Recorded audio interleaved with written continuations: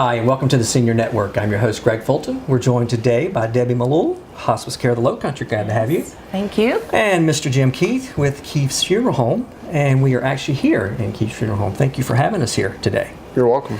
Well, I have to start off with this turtle in front of us. Okay. Explain the turtle, Jim. Explain the turtle. Explain the turtle. We were talking about the turtle and the golf ball, and it's not a short story, but I might write one about it. But anyhow, one of the things that's always a challenge is whenever people come up with what can we do with mom or dad's ashes. Right. And you try to offer all sorts of options, and we came up with this turtle. And I'd like to say I took credit for it, but I didn't. But it's a really cool thing. It's made out of paper mache. It's a turtle.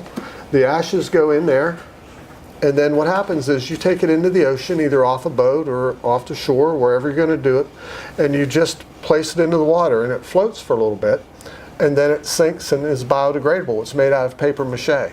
Very so it's a nice way for you to really give back to nature in a way that isn't offensive to anybody. Very neat. And I also see, more toys, a golf ball there too? A golf ball, okay. A golf ball. Well, this is a pretty cool thing. We came up with this ourselves. And it's a golf ball, and it has ashes in it.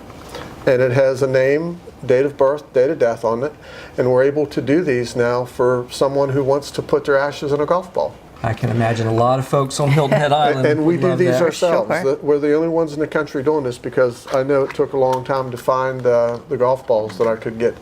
So this is really cool. And what we'll do is we'll take a picture of the person's and put it right here, like their face, and put it right on the outside of the little box. Very creative. These are very cool.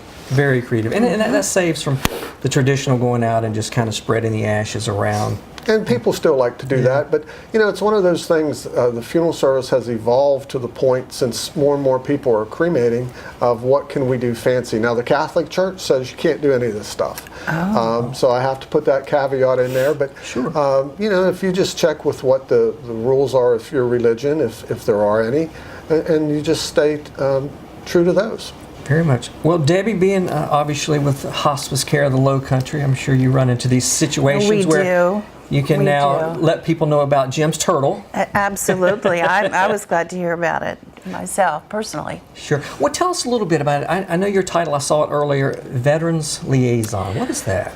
Well, I'm actually the on-call nurse for Saturday and Sunday during the day, but I am also the Veterans Liaison nurse, and working with veterans and their families and just providing them with the best end-of-life care. And we do have veteran volunteers as well, so we can kind of match. We do pinning ceremonies for our veterans, and our veteran volunteers will go out. We've got the ROTC members from Bluffton, the cadets.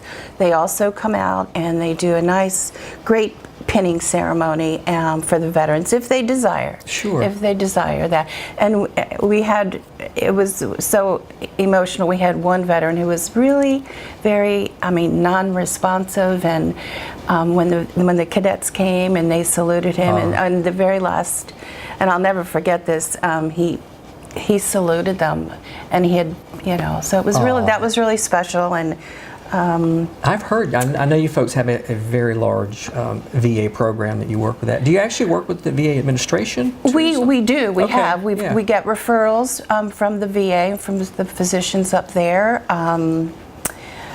We are trying to approach a level 4 with our hospice, the We Honor Veterans program. It's nationwide, right? And I think we're at a level 3 right now, but we're approaching the level 4. Is it like a credentialing type? Yes, yes, it is, and what you can provide for your veterans. Very interesting. Right, really trying to reach out to them. Okay, well, hold that thought. I want to talk more about that. We're going to need to take a quick break. We'll be right back.